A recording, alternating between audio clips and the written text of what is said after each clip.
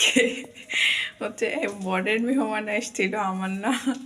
আমি এত জার্নি করে বাড়ি থেকে আসছি, 17-18 ঘন্টা জার্নি করে আমি রাজশাহী থেকে চট্টগ্রামে আসছি। আজকে বরের মেহমান আসছে, বরও জানে না আমিও জানি না। বরের বন্ধু আর বন্ধুর বউ চলে আসছে হঠাৎ করে রাতের বেলা।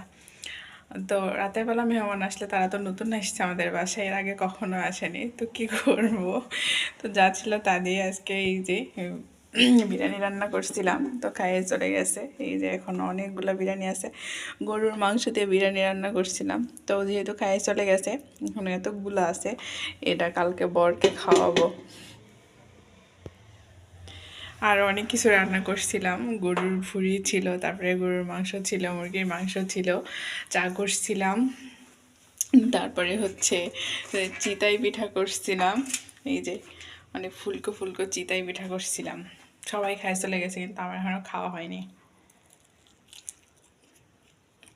মজাই হয়েছে, বরেকে আমি যা খেপাচ্ছি আজকে, যে বরের মেহমান এসেছিলো, বরের আজকে খুব মন ভালো রাতের বেলা, যে বরের বন্ধুর বউ আর বরের বন্ধু এসছে, আর আমাদের যে উড়াধুরা খাটাইছে আজকে।